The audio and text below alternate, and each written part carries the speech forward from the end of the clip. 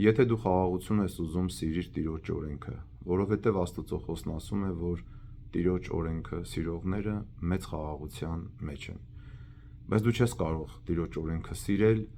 եւ միայն բերանով ասել, թե սիրում ես Տիրոջ օրենքը, եթե դու այդ օրենքը չգիտես, եթե դու այդ օրենքը չես կարդում։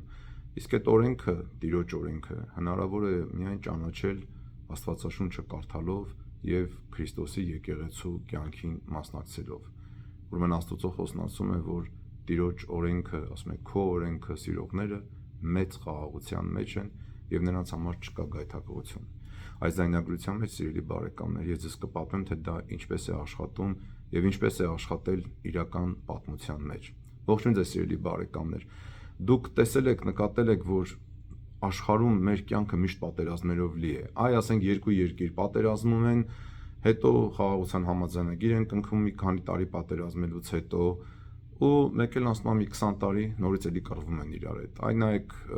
շատ էլ հեռու չգնանք, հեռու նայենք միայն 200 տարվա մեր պատմությունը, երբ որ Նապոլեոնը հարձակվեց ամբողջ Եվրոպայի վրա, հետո Նապոլեոնը հարձակվեց Ռուսաստանի վրա, հետո այդ պատերազմը վերջացավ, անցավ մի քանի տասնամյակ, սկսվեց Ղրիմի պատերազմը, հետո դա էլ վերջացավ, անցավ մի քանի տասնամյակ, սկսվեց Առաջին համաշխարհային պատերազմը, Առաջին համաշխարհային պատերազմն ավարտվեց, սաղ մտածեցին, որ հեսա վсё Եվրոպայում հեսա շատ խաղաղություն ա լինելու, նոր ենք դուրս եկել 4 տարվա այս ահավոր պատերազմից, բայց խորը հոգևոր մարդիկ տեսնում են, որ չէ,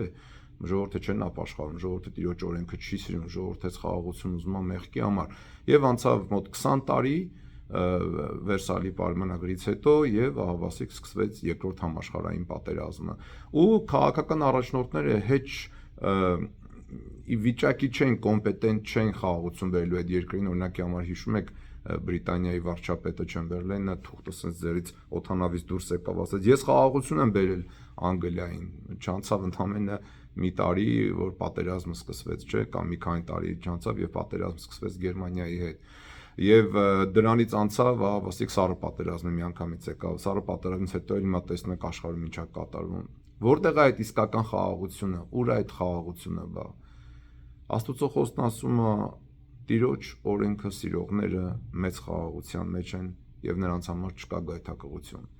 Եթե դու խաղաղություն ես ուզում, դու պիտի սիրես, ոչ միայն իմանաս, դու պիտի սիրես Տիրոջ օրենքը։ Իսկ ինչպես քիչ առաջ ասացի, դու չես կարող Տիրոջ օրենքը սիրես, եթե դու ձեռը չես վերցնում Աստվածաշունչը ու չես կարդում 5 կտակարանի օրենքները, նոր կտակարանի Քրիստոսի օրենքը, որտեղից իմանաս, որտեղից սիրես մի բան, որի մասին դու ոչ մի բան չգիտես։ Այ շատ մարդիկ ասում են Աստված իմ սրտի մեջ է, բայց իրանք Տիրոջ օրենքը չկա իրանք սրտի մեջ, իրանք չգիտեն, իրանք 5-6 նախադասություն Քրիստոսի օրենքի մասին չեն կարող պատմել։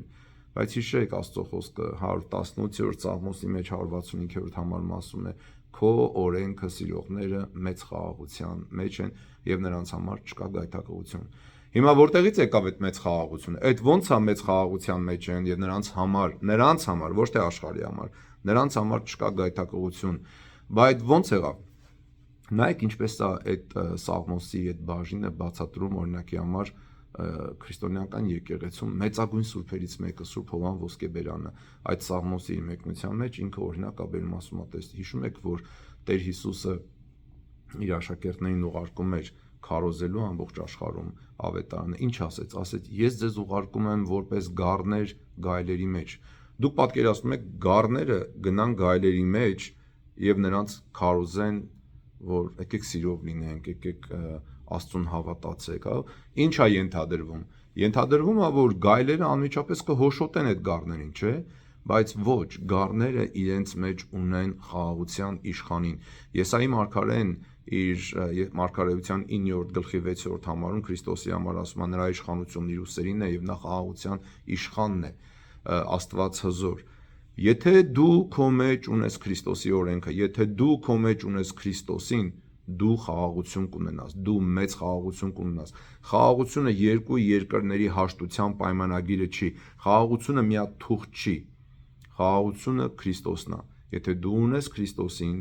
դու ունես խաղաղություն։ Հիմա տեսեք, Տեր Հիսուս Քրիստոսն իր առաքյալներին ուղարկեց ամբողջ աշխարհով մեկ քարոզելու ավետարանը, քարոզելու սեր Աստծո նկատմամբ եւ սեր մերձավորի նկատմամբ եւ հավիտենական, անվճար հավիտենական կյանք, ասելով ես ձեզ ուղարկում եմ գառներ որպես գայլերի մեջ։ Եվ ինչպես ասացի, պետքա որ գայլերը հոշոտեին իրենց, չէ՞, բայց տեսեք աշակերտները գնացին առանց սրի, առանց զենքի, ամբողջ աշխարհը քարոզեցին քրիստոնեությունը, այո տառապեցին, այո մարտիրոսվեցին, բայց իրենց համար չեղավ գայթակղություն, ինչպես որ Սաղմոսն ասել էր։ Նորից եմ մեջբերում այդ Սաղմոսի խոսքը, սիրելի բարեկամներ, 118-րդ Սաղմոս, համար 165, ասում է. Քո օրենքը սիրողները մեծ խաղաղության մեջ են եւ նրանց համար չկա գայթակղություն։ Հիմա բա ոնց եղավ որ չկա գայթակղություն այդ տառապանքների մեջ։ Դուք հիշում եք Պողոս Առաքյալը ինչ էր գրում, երբ թե ինչպես էին նրանք քարոզում ավետարանը, ինչքան էր Պողոս Առաքյալը տառապում, բայց գայթակղություն չկար այնպիսի գայթակղություն, որ կարողանար հաղթահարել այդ գործին։ Ես ձեզ հիմա կարդամ մի հատված Պողոս Առաքյալի երկրորդ նամակին ուղված Կորինթացիներին, այ 4-րդ գլխի 8-ից 9-րդ համարների մեջ Պողոս Առաքյալը այսպես է գրում, ասում է. ամեն կողմից ճնշված, բայց ոչ ընկճված, կարոտյալ, բայց ոչ հուսահատ, հալածված, բայց ոչ լքված, չարչարված, բայց ոչ մեռած։ Դուք գիտեք սրանք ինչ խոսքեր են։ Ոնց կարա մարդը լինի ամեն կողմից ճնշված, բայց ոչ ընկճված, կարոտյաց, բայց ոչ հուսահատ, հալածված, բայց ոչ լքված, չարչարված, բայց ոչ մեռած։ Ինչպես կարող է սա պատահի։ Սա կարա լինի միայն այն դեպքում, երբ որ ինքը իր մեջ ունի Քրիստոսին, խաղաղության Տիրոջը, խաղաղության իշխանին։ Այդ ժամանակ դու կլինես հալածված, բայց ոչ լքված։ Այդ ժամանակ քո դեմ չի կարող լինել այնպիսի մեծ գայթակղություն, որ քեզ կանգնեցնի այն առաքելությունից, որ խաղաղության իշխանը, հրաշալի խորհրդականը, հզոր Աստվածը, Հայրն ամենակալ տվել է քեզ ու կանչել է։ Դրա համար Աստուծո խոսքը 118-րդ Սաղմոսում, որ ամենաերկար Սաղմոսն է եւ շատ գեղեցիկ Սաղմոս է, ասում է, որ քո օրենքը սիրողները մեծ խաղաղության մեջ են եւ նրանց համար չկա գայթակղություն։ Հələ եկեք այդ Սաղմոսից մի քիչ էլ կարդանք, տեսնենք այդ ինչպես է դա կատարվում, հա։ Օրինակ ես ձեզ հիմա կկարդամ 162-րդ պարբերությունից, ասում է. Ես ցնծացի քո խոսքերով, ինչպես մեկը, որ մեծ ավար է գտնում։ Այսինքն այդ Աստուծո օրենքը սիրողները, որոնք որ մեծ խաղաղության մեջ են, դա ինչպես է լինում։ Մարդը ասում է, ես ցնծացի քո խոսքերով, ինչպես մեկը, որ մեծ ավար է գտնում։ Այսինքն մարդը, որ գտնում է Աստուծո օրենքը, դա նա համարում է մեծ ավար, ավելի լավ բան, քան փողը, ավելի լավ բան, ավելի մեծ ավար, ավելի մեծ գտնվող բան, քան թե $1 միլիոն, $10 միլիոն, հա, Աստուծո օրենքը մեծ ավար է։ Ասում է. ատեցի ու արհամարեցի մեղքը եւ քո օրենքը սիրեցի։ Աստուծո օրենքը սիրող մարդը ատում է մեղքը, Աստուծո օրենքը սիրող մարդը արհամարում է մեղքը։ Եվ ասում է օրվա մեջ 7 անգամ քեզ պիտի օրհնեմ քո արդար դատաստանի համար։ Այստեղից էլ հիշում եք, որ Սրբազան Հայաստան նախաձեռնությունը Պակի օրերին առաջարկում էր օրը 7 անգամ աղոթներ անել, լսել եմ, որ շատերը մինչև հիմա էլ անում են։ Եվ ասում է քո օրենքը սիրողները մեծ խաղաղության մեջ են եւ նրանց համար չկա գայթակղություն։ Այ ինչպես որ չկար գայթակղություն առաքյալների համար, ովքեր հուսահատության, տառապանքի, ճնշվածության եւ ընկճվածության հակառակ մեծ խաղաղության մեջ են եւ չկար մի այնպիսի գայթակղություն, որ կանգնեցներ իրար։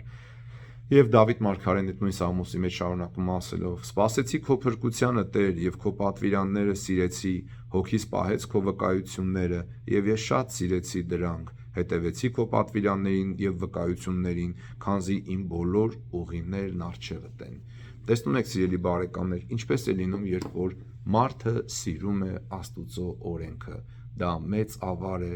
այդպիսի մարդը լինում է խաղաղության մեջ, հակառակ ընկճվածության, հակառակ ամեն կողմից ճնշվածության, հակառակ ամեն կողմից սենց անկյուն քշված լինելու, ինքը լինում է մեծ խաղաղության մեջ։ Մեծ խաղաղություն, այլ ոչ թե սովորական խաղաղություն, թեկուզ ամբողջ աշխարհն էլ պատերազմ լինի։ Մեծ խաղաղություն, որովհետև այդ խաղաղությամբ էր, որ կարողացան ամբողջ աշխարհում ավետարանել Քրիստոսին։ Դե լավ, սիրելի բարեկամներ, հուսով եմ, որ հիմա իմացաք խաղաղությունը որտեղից է գալիս։ Վերցրեք Աստվածաշունչը, սիրեք Տիրոջ օրենքը, սիրեք Տիրոջ պատվիրանները, կարդացեք Աստվածաշունչը ամեն օր։ Մենք չենք կարող լինել խաղաղության մեջ, եթե մենք չենք սիրում Տիրոջ օրենքը, մենք չենք կարող սիրել Տիրոջ օրենքը, եթե մենք չգիտենք այդ օրենքը, մենք չենք կարող իմանալ Տիրոջ օրենքը, եթե մենք չենք վերցնում մեր ձեռքն Աստվածաշունչը ու կարդում, եւ մենք չենք կարող այդ Տիրոջ օրենքը ճշմարտորեն ուղղափառ ձևով հասկանալ, եթե մեր կյանքը Տիրոջ մարմնի մեջ չէ, որ առաքելական եկեղեցին է, առաքյալների կողմից հաստատված եկեղեցին։ Դրա համար սիրելի ժողովուրդ, ամեն Կիրակի պատարագի գնացեք, վերցրեք Աստվածաշունչը, նպատակ դրեք, երիտասարդներ, մեծեր, կանոնավոր կարդաք, ոչ թե բացեցիք պատահաբար 2 վայրկյան կարդացիք քնելուց առաջ, երբ որ հեռախոսը արդեն վերուվար եք արել, Facebook-ը դրել եք մի կողմ ու մեկեքումները տարավ, չէ, ձեր օրվա լավագույն ժամանակները տվեք Աստծո օրենքը սովորելու։ Վերցրեք ասեք, ես կարդալու եմ 150 սաղմոսները, օրական 5-ած սաղմոս, այսօր 1-ից 5, վաղը 6-ից 10, մյուս օրը 11-ից 15 եւ այդպես շարունակ։ Կամ ես սկսում եմ կարդալ առակաց գիրքը, այդպես 5 գլուխ, կամ ես սկսում եմ կարդալ Ավետարանս Ղուկասի, մի հատ տեսնեմ ինչ ա գրած, օրական 5 գլուխ, մատիտ վերցրեք, թուղթ վերցրեք, նշումներ արեք, որպեսզի մտածեք այս բաների մասին։ Ես ինչպես այդ զայնագրությունը արեցի, գիտեք, որտեվ այն օրը կարդում էի 118-րդ սաղմոսը եւ այդ սաղմոսը էլի էի կարդացել անցյալ անգամ, բայց ամեն անգամ կարդալուց մի նոր բան ա բացվում եւ մեկ էլ տեսա այդ խոսքերը, որ քո օրենքը սիրողները մեծ խաղաղության մեջ են եւ նրանց համար չկա գայթակղություն։ Ես այդտեղից մտածեցի, ասի, Տեր Աստված իմ խաղաղությունը քեզանից է գալիս, որպեսզի մարդը խաղաղություն ունենա, թեկուզ 4 կողմը պատերազմ է, Մերձավոր Արևելքում պատերազմ, Ուկրաինայում պատերազմ, մեր մոտ sense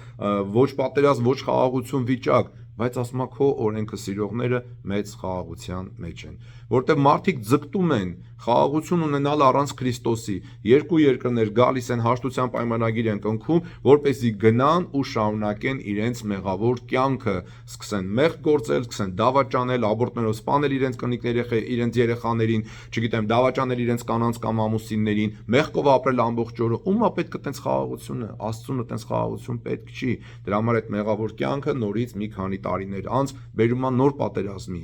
բայց մենք ունենանք մշտական խաղաղություն այստեղ նախ եւ առաջ, եթե մենք սիրենք Տիրոջ օրենքը, ուրեմն սիրելի բարեկամներ, նպատակ դարձրեք սիրել Տիրոջ օրենքը, որովհետեւ Աստուծո օրենքը սիրողները մեծ խաղաղության մեջ են,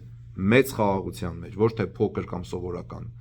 եւ նրանց համար չկա գայթակղություն, չկա մի այնպիսի գայթակղություն, որ կարողանա կանգնեցնել նրանց այն նպատակից ու առաքելությունից, որոնց նրանց կանչել է Տեր Հիսուս Քրիստոսը։ Եթե ձեզ այս զայնագրությունը ձեզ օգտակար եղավ եւ դուք ուզեք, որ ձեր բարեկամներն ու մտավ ընկերները եւ երեխաներն էլ իմանան, թե ինչ բան է իրական խաղաղությունը եւ ում հետ է իրական խաղաղությունը, որ առանց Քրիստոսի չկա խաղաղություն, խնդրում եմ ձեզ այս զայնագրությունը կիսեք ձեր էջերին, ուղարկեք ձեր զավակներին, ծնողներին, քույրերին ու եղբայրներին, որպեսզի մտածեն այս բաների մասին, որպեսզի մեր ազգը մտածի եւ մենք դառնանք թերևս խաղաղության օազիս այս պատերազմով լի աշխարհի մեջ, մենք, որ մեզ միշտ կոչում ենք առաջի քրիստոնյա ազգը, եւ մեր Սուրբ Աստծուն, մեր խաղաղության իշխանին, Տեր Հիսուս Քրիստոսին, Հոր եւ Որդու եւ Սուրբ Հոգու հետ միասին, փառք, իշխանություն եւ պատիվ, այժմ եւ միշտ եւ հավիտյանս հավիտենից ամեն։ Բարի օր բոլորին։